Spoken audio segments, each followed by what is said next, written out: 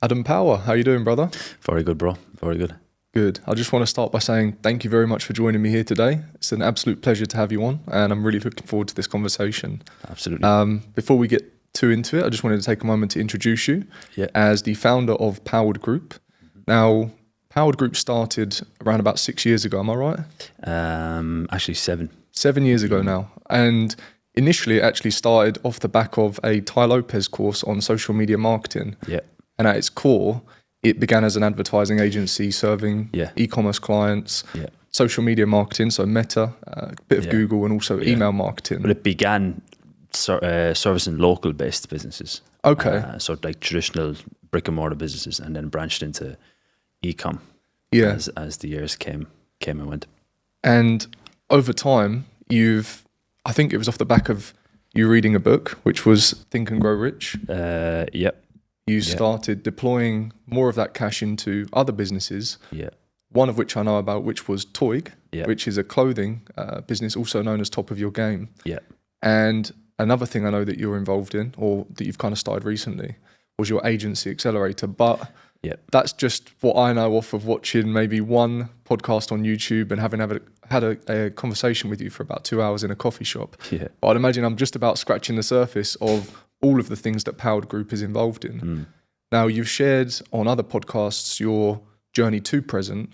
I'd love to know a bit more about what you're doing at the moment, what Powered Group is doing, because I know you've still got the agency, you've got the clothing business, but also the other things that you're involved in. So at this very minute, like you said, we have the agency, and very thankful to my team. Like, I can really take a step back from that. So the team, took years to do, by the way, is to have like a proper functioning system that just really, really gets good results. Everything is systemized. There's no pressure. There's no stress. Everything is ahead of schedule. So that kind of runs like that. That's doing well. Again, a lot of free time with that now, which essentially led into my next phase, which is, like you said, the accelerator. But also that accelerator is one part of my vision, which is a university.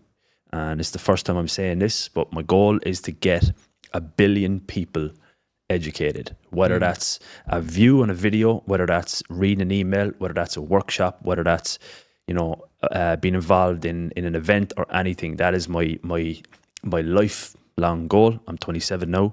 I got a good 60 years in me at least. So break it down. The goal is to get 1 billion people positively educated through the digital world and also the in-person world. So that's kind of what I'm doing right now, and that's, like I said, my legacy. Like, that's my Ikigai, which I know we're going to speak on in a second. But that's what I'm doing right now. That's kind of been in the testing phase. I did launch a course just around 2 years ago. I think there's like 100 people came in. Some people are traveling the world right now, building online service-based businesses. Some people are doing really, really good things from there. And it's great right now because I'm looping in the people who I educated 2 years ago now in with the current phase. And the current phase is a done with you approach, but also a do it yourself approach in the community. So it's really, I'm jumping out of bed in the morning, like recently now, getting an attack in the day because I'm so excited and I know I'm on purpose and everything is effortless and I'm looking forward, because I didn't have that for a while, which is not, I know I'm involved in a lot of things, but some of them are great and some of them have not been so great. So I've learned a lot of lessons from my last few years, but essentially right now my goal is to build an online university that branches into a community and an accelerator offer, and also a sister company to that is going to be a conference business, where, again, first time saying this as well, I do a lot of events around Dubai, like we just spoke about there. I do events in Ireland and stuff like that as well. So essentially we want to build like an annual conference. Our first one is going to be in Marbella, 7th of June, in partnership with Rob Lipsett. I think we got about 60 people coming. We got a 2.5 day event, big speakers flying in from London, from the US. It's going to be big, and that is going to be an annual thing. We're going to also have a second one in the end of Q3 in Dubai, and we're going to start looking at Ireland as well at some phase. So that's Powered Con. So that's going to be an annual thing where there's 2 or 3 big events a year. And yeah, that's it. It's kind of what I'm doing right now. Again, I've been working, I'm tired from thinking. I'm tired from thinking right now. I've been thinking nonstop for 10, 11 months now. Where am I going? What am I doing? Is this just trying to gather everything? But then when you look back, I'll probably start flushing out a few quotes as we go, but one is from Steve Jobs. He says you can only connect the dots looking back. So that struggle period, or that lack of clarity, or whatever you want to call it, that has to happen for me to manifest into a more purposeful approach. And now for me, it's about purpose. It's not about chasing money. It's not about chasing business growth or status or anything like that. It's purpose. It's what my good friend Darren Lee, who we both know, he done a video that really hit me a few weeks ago called, he said, you have to play the infinite game. And I think that's what I'm doing. I need to be in an infinite vehicle. I think I haven't been in that for a while. Maybe I have, maybe I haven't, but the next layer of the vehicle is what I've been waiting to open up. So in a nutshell, that's what I'm doing. Yeah, amazing. Well, thank you for sharing that with me. There was so many opportunities there where I wanted to say something, but I never like to interrupt. So I'll try and recap on some of the things I wanted to touch on. From what you've said there, it just seems like, as much as it sounds like there's a lot going on, all of the decisions you've made all seem like they're actually a natural progression. Yeah. So starting with the agency, starting with service-based businesses, and then branching off into e-commerce, to then wanting your own e-commerce brand and acquiring that, to then building out the agency accelerator to help other people build an agency as you have done so successfully. Yeah. Now, the bigger vision is educating educating 1 billion people. And I think a great way to do that will be with the conferences and the community, because then you can reach a wider audience. So it sounds like, as much as to someone on the outside it might seem like there's a lot there, there's a lot of overlap in what you're doing, and it almost seems like you're taking the skills that you've learned and almost just applying it to the next thing and the next thing. Yeah. You mentioned there was a phase of about 10 or 11 months where you were just thinking and thinking. And I know from another podcast you mentioned you're a very deep thinker. And you even described it as critical thinking as being a skill, almost like a muscle that people need to train and rep and repeat to actually get better at. Yep. So what was it that stumped you for such a long period, even though you describe yourself as a deep thinker? What were you thinking about on such a long time frame? Was it defining your purpose? Was it just trying to understand what the next step is? Because I don't think many people will think about things for 10 or 11 months. Maybe a memory will come, maybe an idea will come in and go out. But it sounds like you were really trying to figure out what it was you were meant to do, and now you've cracked it. Yeah. So that's definitely a skill, is critical thinking, for sure. I think it's actually more of a negative skill than a positive skill, because you can think yourself into all the negative, everyone says thoughts become things, or whatever the case may be. You can think yourself into a bad situation. So it's like a full-time job. It's like I said, I'm tired from thinking, which I just downloaded an app recently called Insight Timer. My friend James got me to download it, and I'm trying to get into the meditation world. I've always dabbled and always tried, but I've never been able to actually, properly get it done. But in regards to that, what was the question? Sorry. So what was it that stumped you for such a long period where you felt like you had to think so much? So what stumped me was purpose. So for me, I'm over the phase now. I'm over the phase now of fucking flexing something, or I understand that I'm trading my life for something. So I don't want to trade my life to make more money to buy a Ferrari. I know that I love the Ferrari for a week, but then I won't really care about it. I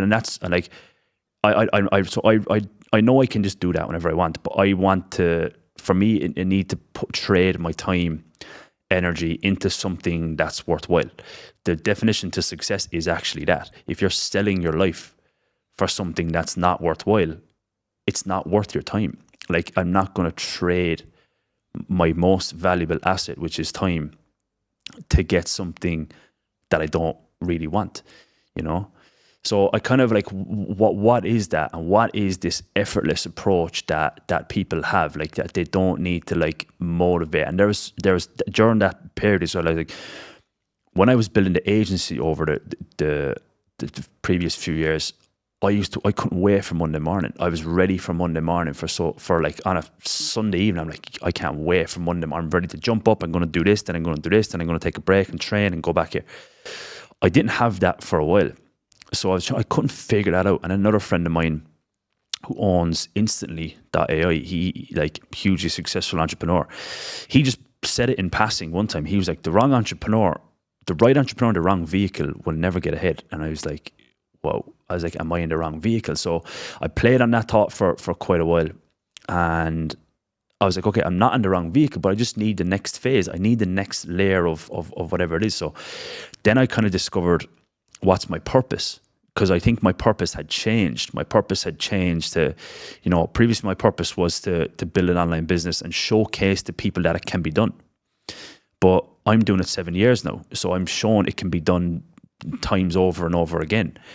So I think I've shown that enough to now get on to my next purpose. So my next purpose is helping people actually do it and actually having an impact and a movement that, you know, can actually benefit the world. You know what I mean? Like, and I know people say that all the time. Like, you say that I want to have an impact. And it's like a cliche thing out there, but I mean, like actually having something that's what purposefully would get me out of bed in the morning. You know, and an effortless approach. I don't need a double espresso just to start working and a David Goggins video. You know what I mean? It's like I want to work. I want to love what I'm doing. I want to, you know, when I was building the agency, instead of going to a nightclub or a dinner, I would be at home working. I was like, I don't even want to go there. I'm doing something now. I'm in flow. I want to keep it going. And I didn't have that for a long period of time. And I was investing here, and it was all great during COVID. And I was investing in a couple of brands. Some went well, some didn't. I sold one. I pulled out of another one, and then the last one was TOIG. And I was like, okay, TOIG is one that can be in my purpose. So I need that one. That one needs to be, that's aligned with my purpose. So I just kind of like had all these different ideas flourishing that I couldn't grasp. And I had to spend so much time thinking, so much time planning. And you can't do, I am a typical person who tries to do too much. Like everyone says it to me and I know it, but I couldn't figure out the vision, how to tie things in that I want to do. Yeah. So finding my purpose was a very, very valuable thing. And it's where I stumbled across the old Japanese teaching of Ikigai. And Ikigai is like a worksheet or a workbook that you do. It's a book, but it's kind of like an exercise book the whole way through.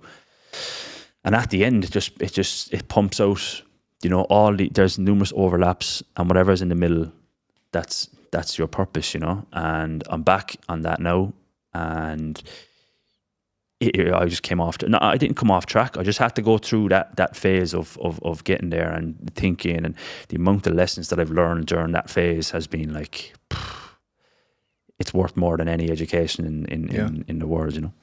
I think it's really important that you went through that, and it was probably necessary for you to be able to get onto that next phase. Totally necessary, because I know that anyone who comes to me now saying that they're lost or saying that I don't know what I need to do, I can just be like, hey, I can guide you now.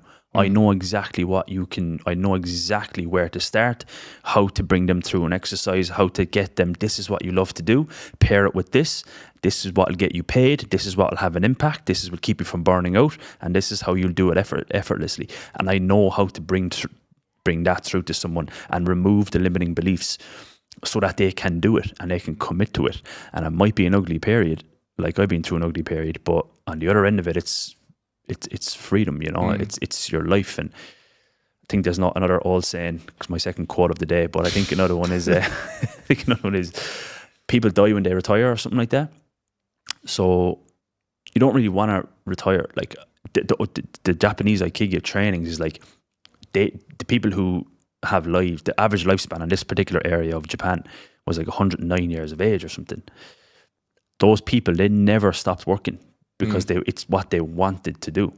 Yeah. And this is all cliche, like this is all like, you know, this is all stuff you see all the time, but like this is all stuff that's on every fucking podcast, right? But like, I want to actually, there is meaning behind it, you know, Yeah. like, and I want to show my life. And sorry, the last point on that, I know we're rambling. No. The last point on that is there's two ways to live. One is expression and one is suppression.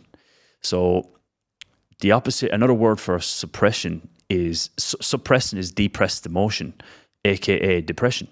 So you have two options, express or depress.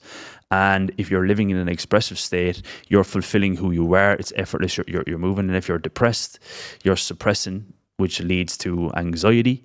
Some people are just anxious because they're not expressing what they're suppressing. Wow. So if you figure out how to express that, you can express things through your work, through your impact, through your family, through your neighborhood, through whatever the fuck you want to do, right? But you can express that rather than suppress. So your purpose is expression, and the opposite is the other. So and you kind of see it all the time, you know, people who are suppressed, who are not expressing who they really are, they're the same people who are chasing, like, I don't know, short-term pleasure, partying or whatever the case may be, right? So yeah, I don't know, I've just been connecting dots, man. That's all I've been doing. Amazing. I really appreciate you sharing that with me. And again, so much there to kind of unpack, but I really enjoyed listening to that. And I think I'm familiar with I want to say it right, Ikigai? Ikigai, yeah. Ikigai. I watched a short documentary, I think, on Netflix at some point, showing the different areas of the world. And I saw exactly what you were talking about. People over 100 years old still getting up and having a purpose. They were in their garden. They were foraging food. They were, so I think it's so important to have a purpose. And I think that's why people often, when they do retire and they have no purpose, that they, what's the right way of saying it? Not, they age almost very, very quickly. They'll stop going out so much, they'll stop exercising, you know, not everyone, but like the typical kind of trajectory. You retire, you stop working, which is like, you know, I'm retiring in 10 years and, you know, then I'm done.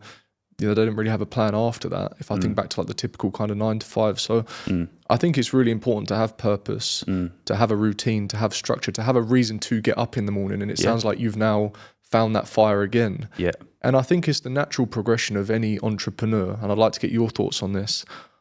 I'm still in the phase of climbing that money mountain at the moment. You know, I've got goals that I want to hit and I'm not quite where I want to be yet. Because I think I'm in that phase where you have to prove to yourself that you can do it.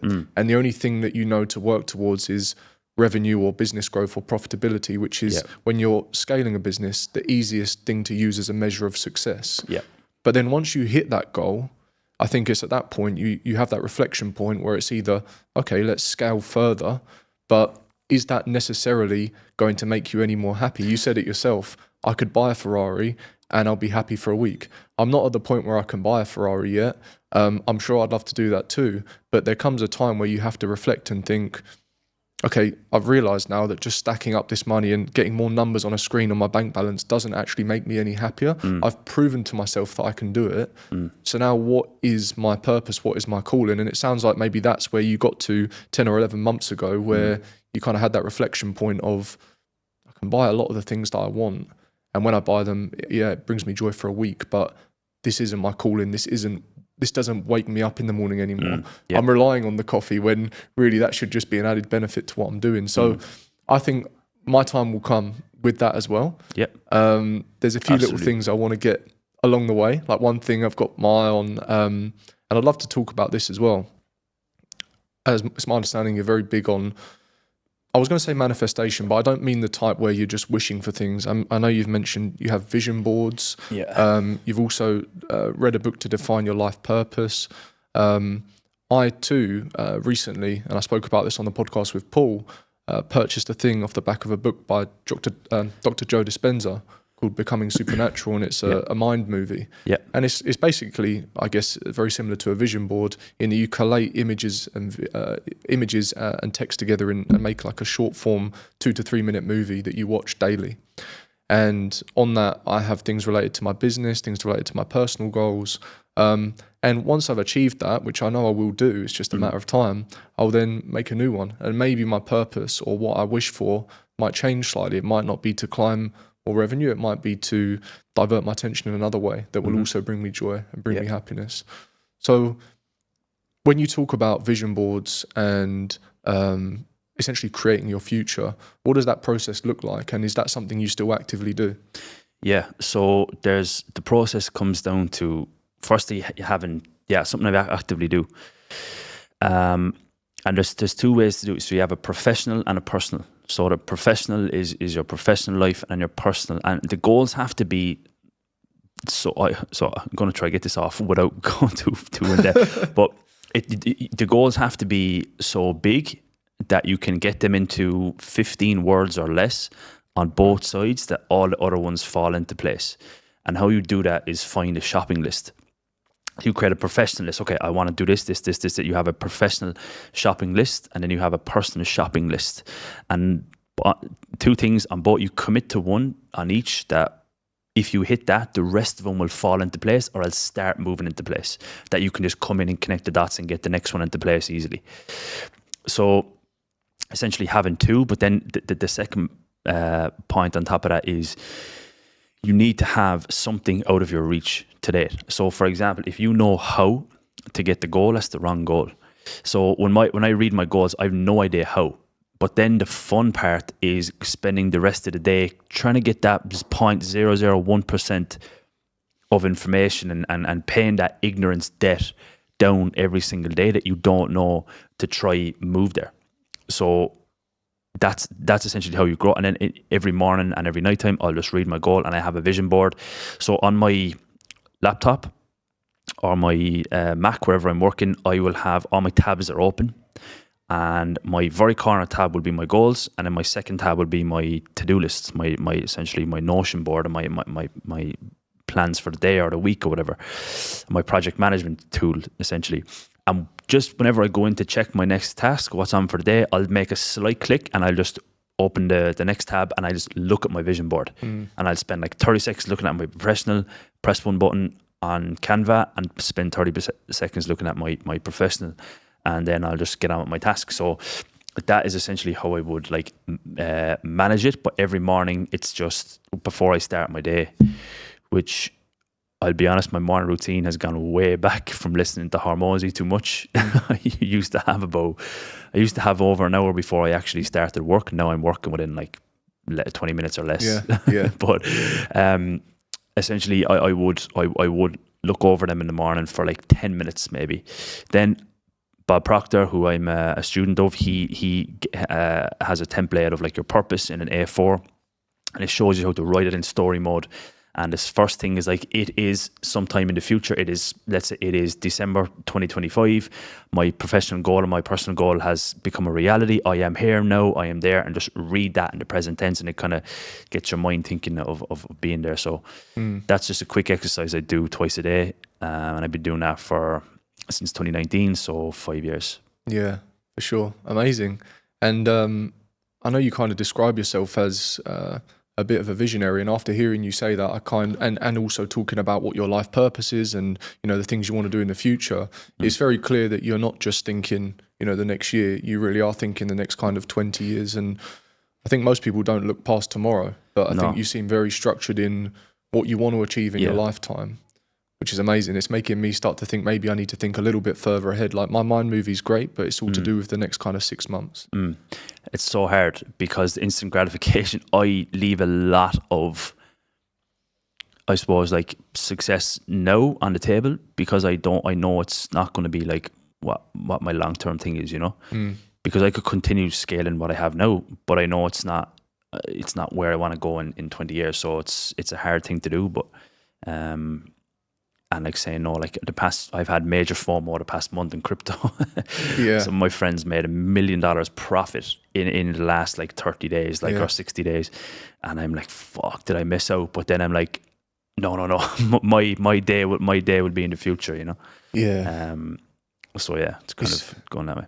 I was going to ask about that because I can only imagine, based on the amazing network that you have and all of these fantastic circles that you've been able to get yourself into and the people that you surround yourself by, you must get so much opportunity just land on your plate on a regular basis. And that was one of the things I wanted to ask you, like, how do you decide which opportunities to take and which ones to pass? But I think now that you've described your long-term plan and your vision, I guess does it align with my long-term goal? And if it doesn't, no, would that be right in thinking? Yeah. So the reason I say no to most things is because I know that it's the book called The One Thing by Gary Keller. He explains, that was the second book I ever read, by the way. He explains that you can't add something onto your plate without taking something else off your plate and not start to crumble internally. So, for example, if I just add this new thing onto my plate, which I did, by the way, at the start of COVID, I was investing in. It's so many opportunities. Every opportunity came, I was like, yes, because I've been saving money for so long. So I know that if I get involved in something that makes me cash in profit, but I'm gonna hate my life. I know that's short-lived anyway, because I can't survive off willpower.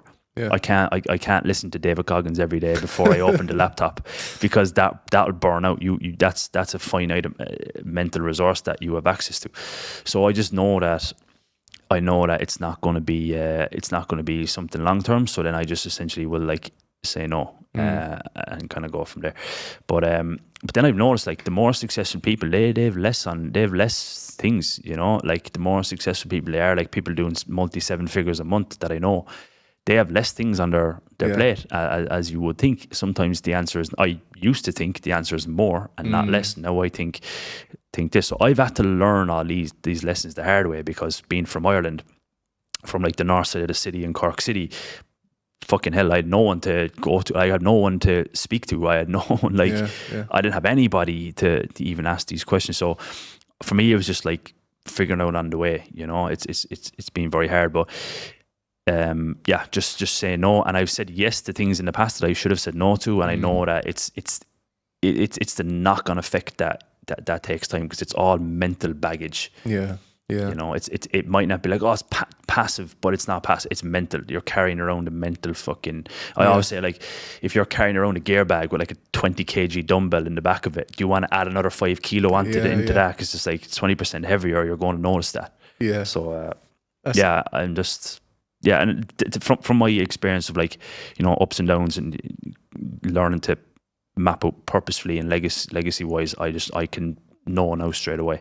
And I have very strong intuition as well. Like, I'm a very religious person, so if something comes to me, I'll just feel it out. If it's like, nah, it's not that, then I'll just part ways, and I'm most of the time right. I like the backpack analogy, and to touch on Hormozy, because you mentioned his name earlier, and kind of like getting quicker to work on your morning routine. Another thing that came to mind just then when you were talking about opportunity was, I can't remember exactly what he said, but he came, Hormozy was talking once about just put a certain amount of money in the S&P 500.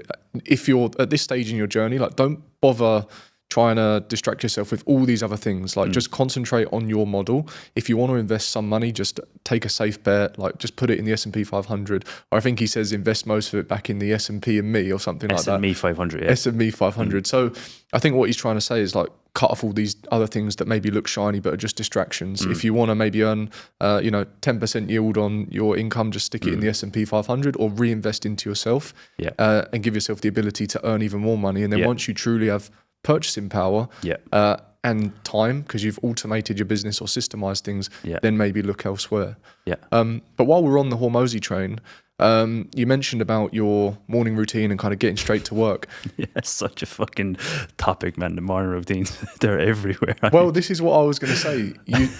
You spoke about people doing multiple 7 figures, and what came to mind was Charlie Morgan, because we were talking about morning routines. And one thing that I implemented last week, actually over this time last weekend, and I've tested it this week, is I watched Charlie Morgan's video on how he built his agency and how he manages his time, and he's like a robot with his calendar, and I've built mine out that way, and I have work blocks. And now the first hour of my morning, I get up at 6, and I've just got an hour there where it just says, like, shower,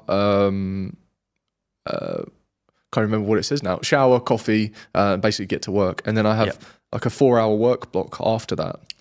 And it's just called deep work. And I've titled it The Biggest Levers for Growth. And that's something I took from Harvey Carnegie, because when I was asking him about his business, I said, how do you manage your time? And he said, just focus on the things that are essentially going to be the biggest levers for growth. So for my agency, in that 4-hour work block, I have a call notes doc. So when I'm in that work block, I open up my calendar and the call notes doc, and in that is what the key things that I'm focusing on in this work block. So normally it will be like audits of client potential prospects, putting together proposals, working on my paid ad funnel, optimizing that, basically anything that's going to bring in more business. And then as the day progresses and you almost get that, I like how Paul described it. He said like decision fatigue, Paul Kennedy. As your day gets on, you know what it's like, this DM, that email, that Slack message, before you know it, your battery's sort of going down and down. So, you know, from sort of 11 a.m. onwards, that's when I start replying to DMs or Slack messages, and then take on in the afternoon where it's actual client work and things like that. So I went on a bit there, but I just wanted to show you what I've been doing and what's working for me, and ask, do you follow a similar system? What does your day look like? Yeah. So Harvey and Paul, two brilliant friends of mine. Paul's practically like business partner. We do so much together. We ring each other all the time. We could ring each other anytime and help. So great admiration for both.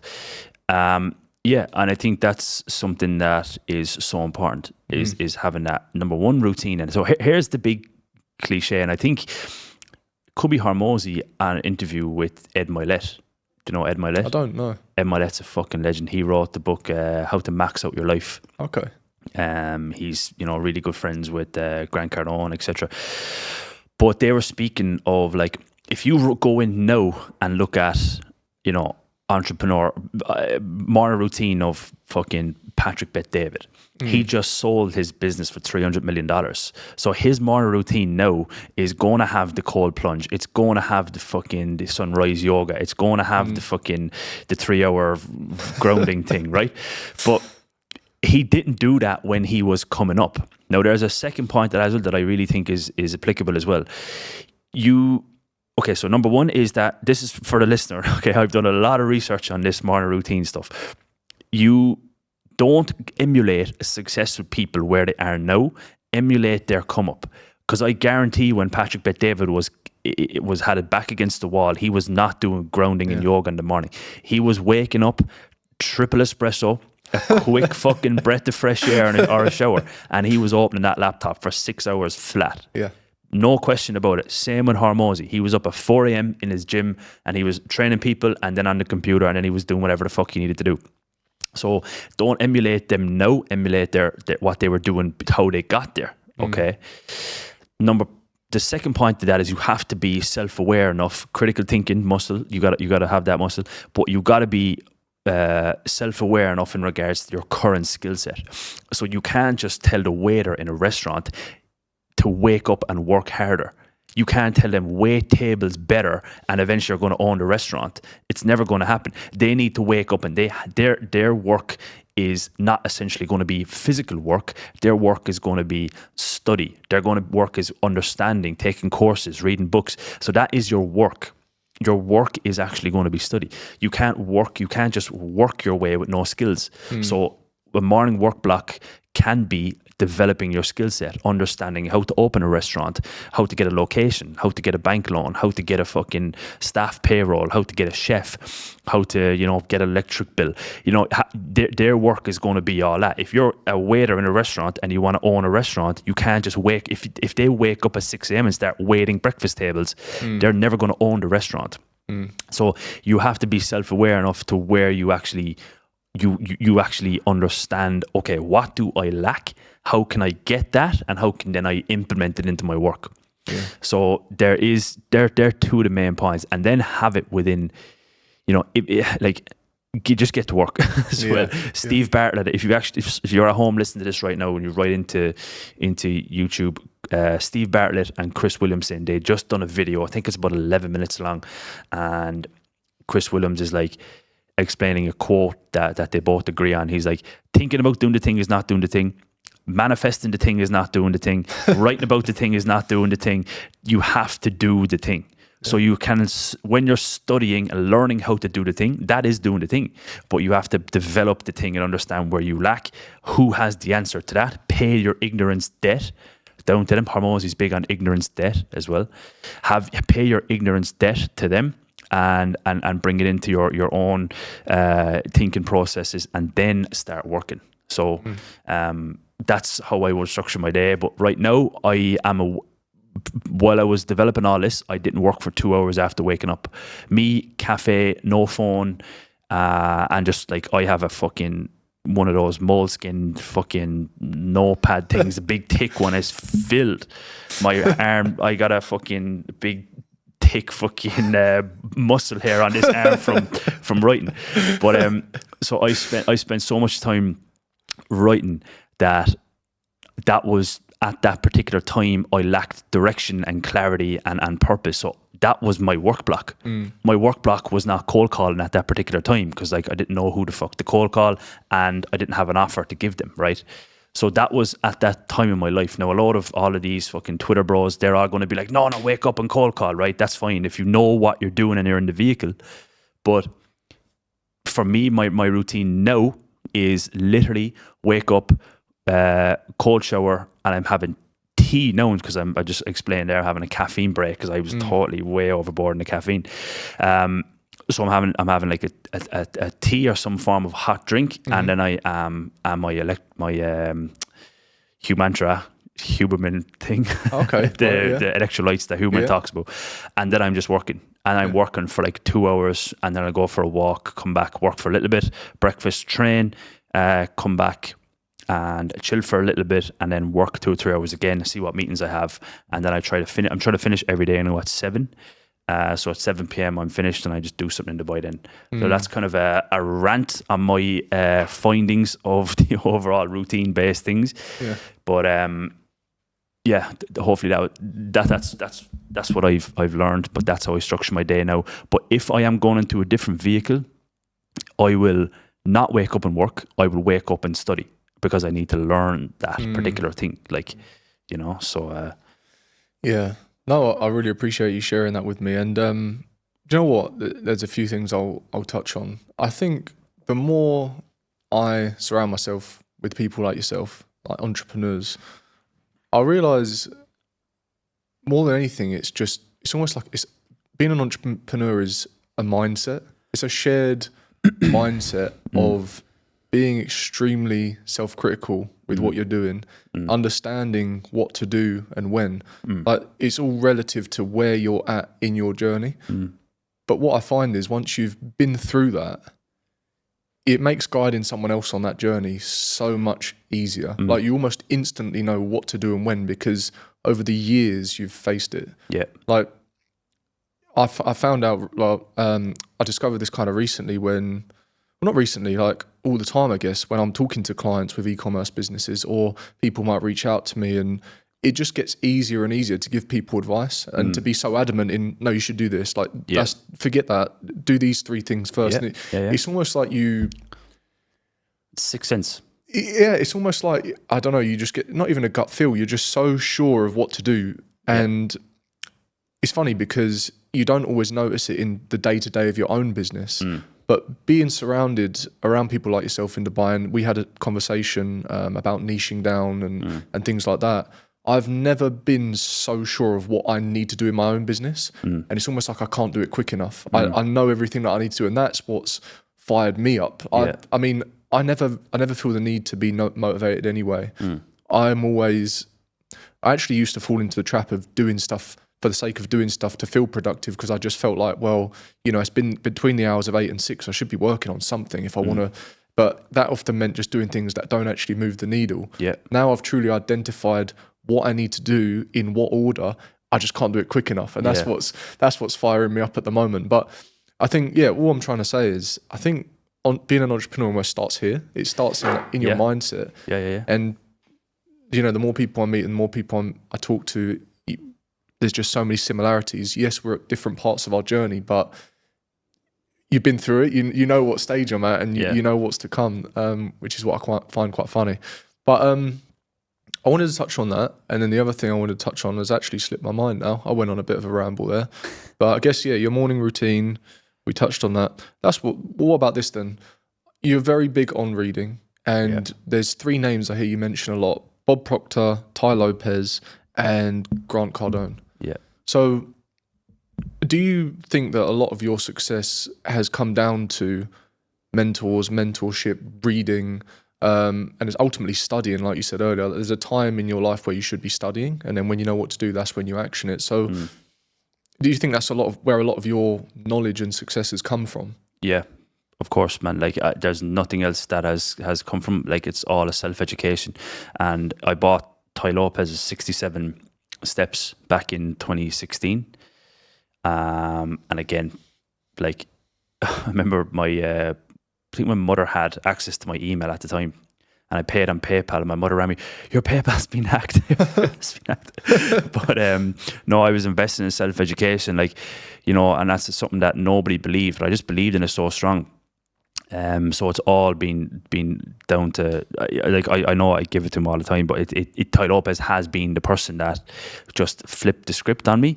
He was just like, if you want to achieve your goals, you got to do this. And I was like, holy shit, no, I want to do this, rather than the formal education system, which I was only on the phone with my mother last week for like an hour talking about, like, remember teachers used to say that to me in school, like, how are they getting away with that? Teachers used to say it to me, like, in front of a whole class of 30 people, by the way. Adam, you know, when everyone else is buying a house in 10 years' time, and you're going to be delivering pizzas, are you going to deliver that to their house? And I'm going to be like, I used to be like, ha ha ha. But I used to be like, how are they allowed to say that? Because I got the lowest, like, grades in, like, my whole, like, I mean, like, no, everyone says the lowest, but, like, I actually, like, 2 or 3 years after we call it secondary school, you guys call it high school, but, like, university or whatever, they came out and, like, someone in the class was like, okay, Adam, your results are actually the lowest points in the whole whole school. So for me, that I could never fit into the formal education. So, but I was interested in education. I just didn't know. So I had to find it myself. And it's all been self-education from Tai Lopez to Grant Cardone to Bob Proctor. So I have people in different areas that I kind of go to. And for me, it's like, I always talk with something called edutainment that I got from Tai as well, and that's such like a slight edge, which is a great book by Jeff Olson, by the way. A slight edge thing you can do in life is switching your entertainment to edutainment. And what that is you are, instead of watching like Game of Thrones for like 6 hours a day for fucking 4 months, right? You watch podcasts or interviews, and then your YouTube browse history is just all relevant stuff. So if I'm like, oh, I need to think of an idea, I'll go, okay, what did Grant Cardone do for this, or how did he look at that, or and things like that. And I'll have all my different people, you know, and like Dan Martell, who's a great guy who I've been following for a while now. He has a book called Buy Back Your Time. I didn't read it yet, but it's on my list. But he essentially says, like, he has an unlimited budget for himself. And Hormozy says the same thing. It's like that ignorance debt. Like, if you make $50,000 a year and you want to make $1 million, the price of not having that information is costing you $950K a year. You have to pay that ignorance debt down. So if I just buy random courses, like, I definitely once a month I'd buy either some form of course, some form of consulting call, or some, and I have a Kindle, but I also have like 50 or 60 books that I read as well. So it's all come from just consuming that and having that like 10,000 hour rule of like just learning, or whatever they call it, you know. I think that's really important. I think what's also important is identifying who to listen to. Like right now, as I mentioned, I'm almost so sure that I know what I need to do. That at this moment, I'm actually not interested in indulging in any content that might sway my way of thinking, because I almost feel so sure in myself of what I need to do. It's funny, a friend of mine said, I've purchased this course, it was $8K on video editing, it might be helpful for your podcast, and also talks about the runnings of an agency and this and that. Do you want me to share it with you? And I said, I really appreciate that, but do you know what? For the next 2 months, I know what I need to do. I don't even want to indulge in too much outside of that. Like, don't get me wrong, I'll still watch a podcast or something, and, you know, I'll talk to people like yourself, which will reconfirm that I'm doing the right thing. But at this point, I've had so many positive confirmations that, yes, this is the right thing you need to do now, that I'm almost like, I don't want any more education right now, or just give me a couple, like, whatever, 6 weeks, let me just fly through this, and then I'll get back to it. So I think it just comes back to, again, what you're saying about, are you in the education phase? Are you in the implementation phase? Or yes, you can do both. But but I've never been so far on this side. I've always been indulging in the education or the podcast, but right now I'm just like, this is what I need to do. Yeah. But you mentioned a lot of great mentors there, and you know what? To any entrepreneur or like anyone in the business space, these are all names that we recognize. Yeah. But there's probably so many people out there that don't know who any of these people are. And it'd be great to see in 20 years your name be up there when you're teaching a billion people a skill. And I guess maybe your goal aligns with what these guys are trying to do as well. Well, Bob Proctor, yeah. So Bob Proctor was again, I resonate so much with Bob Proctor because even his age, like he talks about his story about like how he started all this, and he like failed school, he failed so many jobs, which I did. Like anyone who knows me is like, you know, it's just funny to look back on. It's hard to even describe how bad it was at the time. Like it's only laughable. If I don't laugh, I'll cry. But it's like it's so bad that like I failed literally if you name any job, I had it and I lost it. Like any factory, building sites, forklift, fucking, I got anything you can think of, right? And Bob Proctor was the same. And then literally one day, someone in his local area who was semi-successful said to him, like, you're down, like you're down and out. Why don't you change? And Bob Proctor was like, what the hell do you mean? Like, why don't you change? And that's kind of the moment I had with Tai. Tai was kind of like, you know, he was like, why don't you, his video that I consumed when I got fired on that Friday, came home and I was on YouTube, like, I was so upset because this is the first time I actually semi-liked the job. And I had good friends in there, and I was like, you know, I was actually going to like the work parties and that type of stuff.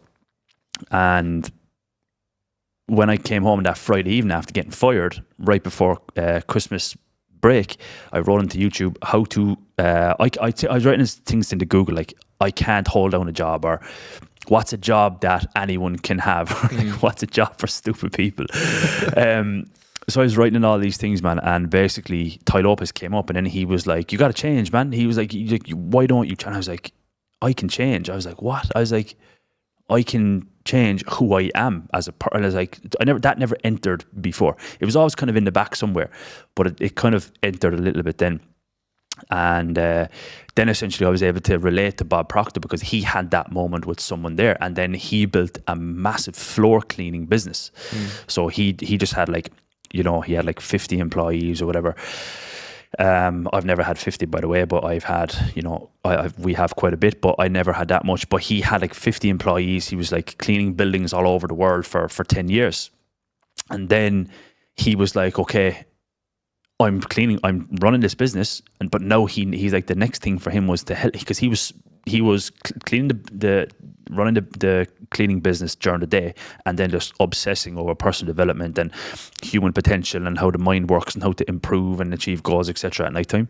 And I can relate to that because I was, for the last 7 years, running my agency during the day, and then in my spare time, I was reading, I was learning, thinking, whatever, doing all that type of stuff, doing what Bob Proctor does. So I pay Bob Proctor like, you know, a 5-figure annual fee to be in the network of the education. So I love what he does. It's a community, it helps people, and I can relate to that whole entire story because he proved that he can, you know, have a business. He knows what he's doing. He knows how to, again, put out problems and, you know, get to the next phase. And when an obstacle comes, he can overcome it.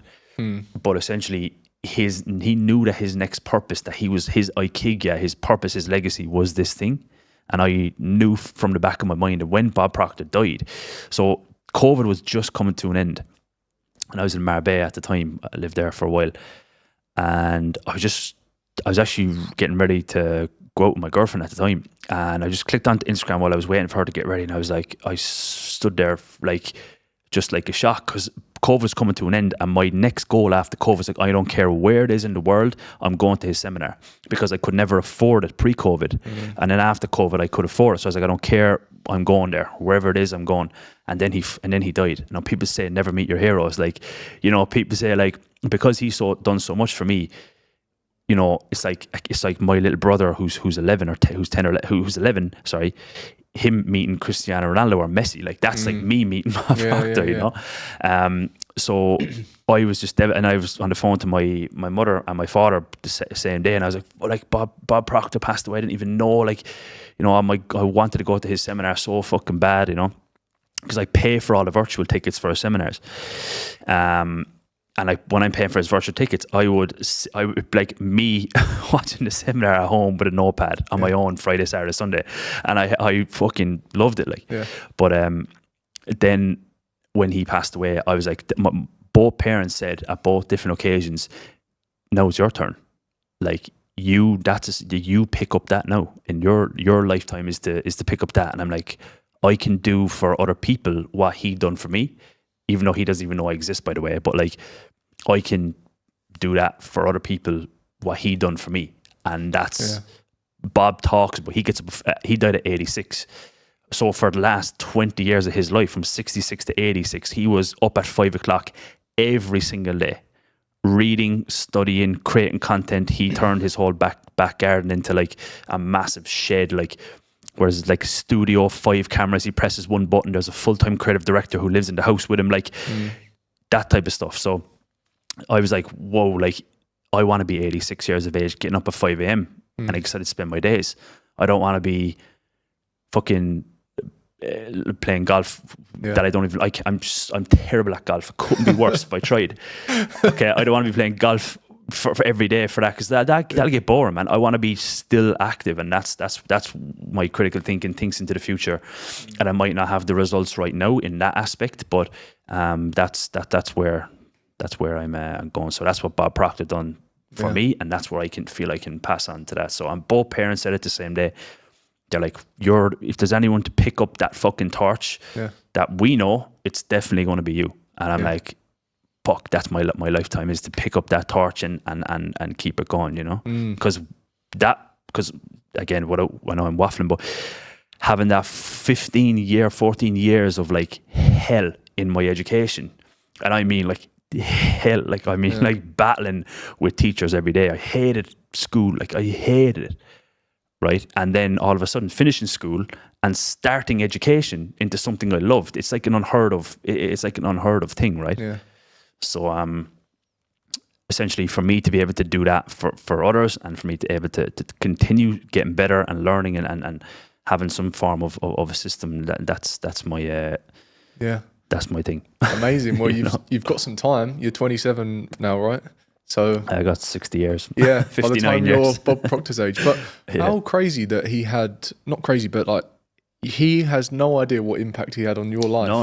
And you've said it yourself, you almost want to like continue that legacy, and he doesn't even know. No. So like what he's done, like I know he didn't teach me how to run a business or anything, but like I know that I would never have been able to get ahead without personal development or without growing as a person. Like I would never, because if you knew me 10 years ago, man, you would like just be like, what the fuck is wrong with that little kid? Like, and that's fact. Like I broke my parents' heart for years. Like, you know, again, my mother crying every day or down to school, or I'd be always in fucking I never had a bad bone in my body, but I was never going anywhere, you know, progressively, right?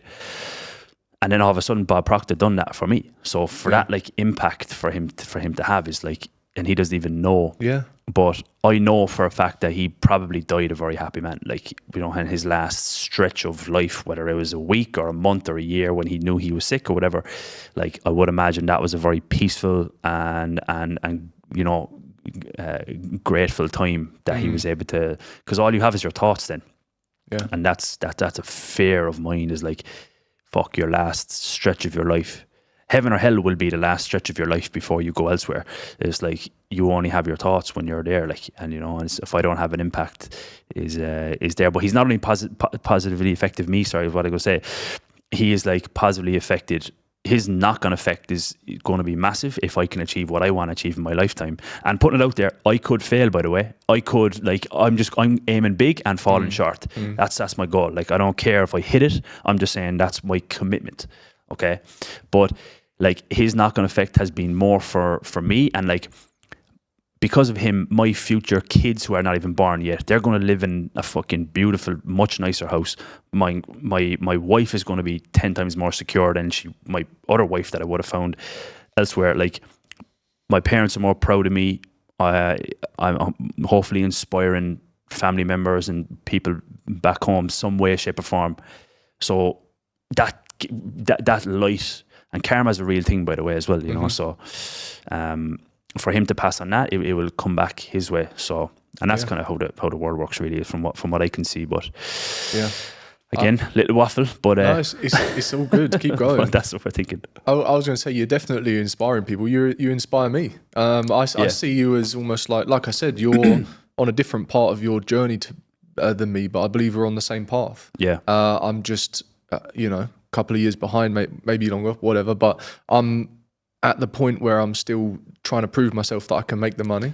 Yeah. And I know that once I get to that point, it will be, okay, it wasn't everything that I thought it was going to be. Yes, you hit the goal, but I don't consider myself to be materialistic. I said to you, I think when we met before, I've always been someone that kind of lives below my means. I don't, it doesn't, don't get me wrong.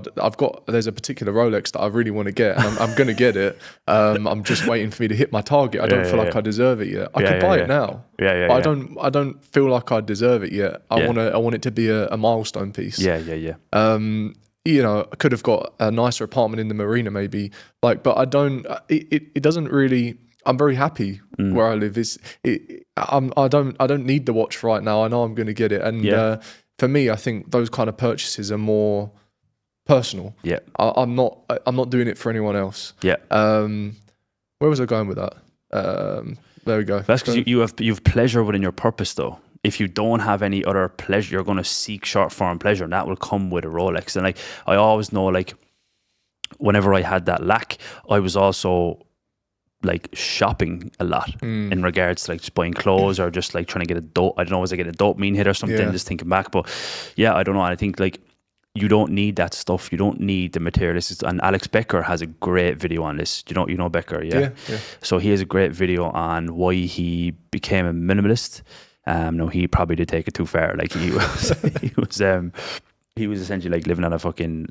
He didn't even have a couch or a TV or anything, but he has a great video on that. Whereas because he's in his purpose, he doesn't desire anything. And I think when you're outside your purpose, when you're off track, that's when you will you'll want other things, and you just don't know. But I test drove a Porsche when I came back, and the day after New Year's Day, and I sent my friend loads of videos, and I was they were oh yeah, nice Porsche, and I was I just thought about them for a while, and I was okay, why am I getting this? It's why am I getting this? And I don't really think I really desired it that much. It would be great for a while, but I just know that I wouldn't care for it after 30 days.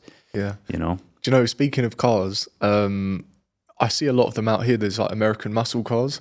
Yeah. I really like the look of those Dodge Challengers. Yeah, they're very cool. I was telling my missus yesterday, I was I really I'd love to get one of these. It would be so unnecessary in Dubai. You can just get anywhere with a taxi, and it'd probably be more of an inconvenience. More of an inconvenience, and traffic is nuts as well. Yeah. Still tempted.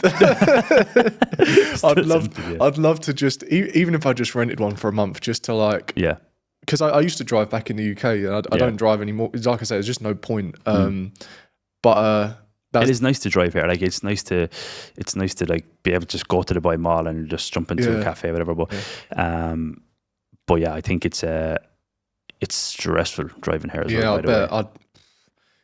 don't like the face. 7 lanes and.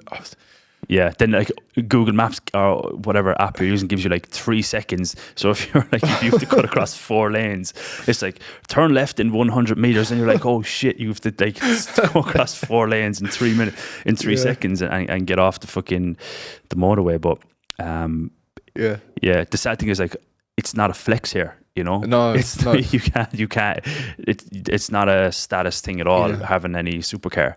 No. So neither is a Rolex. But that's what I mean. These are things that I would want to do it if no one saw it. I still want the watch, and I'd love to just drive that car. No music. I just want it because I hear it. I hear them all roar when they go past my apartment. I look down every time. It's like an American muscle car, and Maybe that'd be another cool thing. Maybe I'll stick it in my My Movie after the watch. Yeah. Do it, man. But you got to have these things that you look forward to, I think. And I think, yeah, I wouldn't say I'm materialistic, but there's certain things that I think are cool that I'd like as like a, you know, I think if it's just hard work for the sake of hard work for numbers on a screen, that's not happiness either, you know? No. So, yeah, you know, a few little things there, purchases to look forward to, which I know will happen at some point. Yeah. But yeah, so you've got a lot of mentors. You mentioned Bob Proctor a lot. He's had a fantastic impact on your life and he doesn't even know it. But I'm interested to see where you take your journey and how you're able to help people. I know on the Darren Lee podcast, you actually mentioned that you have started some kind of community already. Is that right? So yeah, I started a community actually this week last year. So that's what I'm developing my education side for like a long time. Actually 2 years since I done my first course. My first course was like an institute, which is like one part. My long-term vision was always like a actual university where people can actually come. That's why hopefully by the time people are watching this, it's ready to launch. It's Powered You, which is a Powered University, which spins off into the different things. But the community that I launched last year was totally free because I spent so much time. So when I was trying to make shit happen for me, I used to always be praying like, okay, if this happens, because like, God, if you please help me make this work, I will always help make as many other people work. So whenever someone sends me a DM or a request, I'd always like voice note back. Whenever I'm just going for a walk at the end of the day or whatever, I'd always try voice note back. So I was like, fuck, I'm going to put this all, I need to put all this in somewhere. So where I can just like ask and have one place that I can answer all the questions where I need to answer. And that came with a community.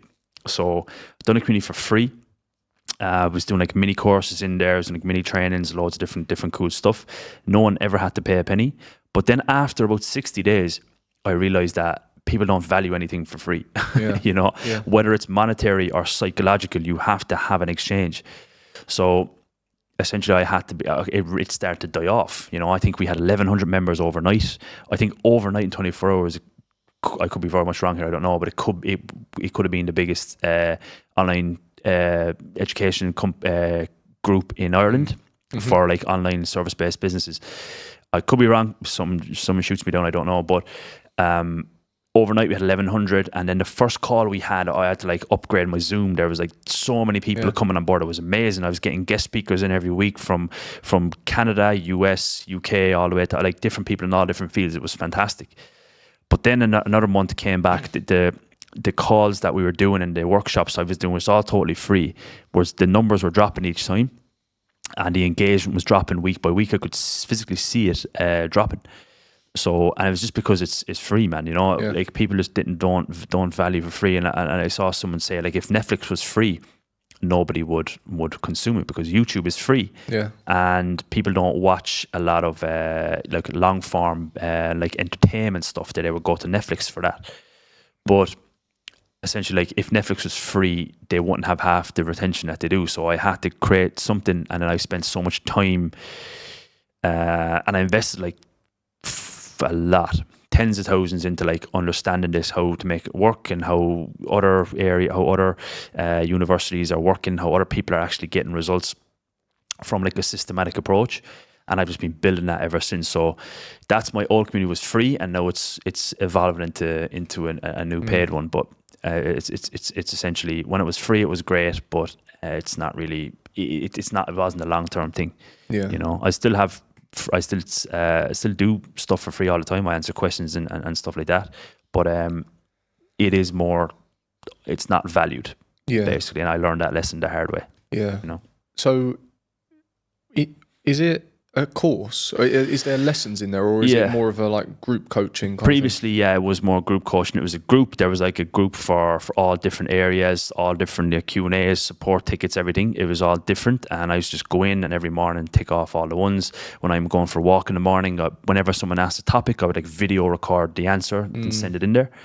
But now it's actually a structured approach where there's 54 classrooms. And you have to do like 24. So you have to do 24. And like, number one is like, okay, you can't go on to the next one without getting this one. So you need to understand how the whole ecosystem of the online business works, how to create an offer, how to start building a brand and doing everything in between, and then transitioning into choosing a service, learning how to acquire clients, operations, sales, client acquisition, and everything else in between, all the way down to like bonus modules, building a personal brand, networking, how to dress, how to get office equipment, how to speak, how to sell, how to communicate. There's literally nothing in there that doesn't exist, and it's all coming to life slowly but surely. But now it's more of a systemized approach where you're required to go through each individual phase. But previously it was free, all put together, you know. That's amazing. I'd love to know or touch on the networking side of things, because it's something that you've done fantastically well. Yeah. And I think you even mentioned it yourself. You're very good at getting into the circles that you want to be in. Yeah. So I think that's also what's been able to allow you to provide a lot of value in the university, is like you just mentioned, getting on guest speakers and things like that. So just me personally, out of interest, I'd love to know what your approach would be to building a network. So again, someone said to me recently, they're like, your power is bringing people together. Someone said that to me. So I don't really know, is it a subconscious, you know, like some people, you know, is it something they picked up or something? I don't know. But I do know that I don't try to gain anything. I don't try to gain it because I don't actually need nor want anything. And maybe down the line I will, but I don't actually want or need anything, right? And I understand the value of a good friend, because I had not had good friends for the majority of my lifetime. And I understand how tough it is being lonely. And I understand how tough it is when you're trying to find people who are similar minded than you, because it's rare. So for me, I'll try to close gaps. I'll ask questions, and I'll you know, like the way to become interesting is be interested. So I'll actually be in, I'm not putting it on. I actually am interested.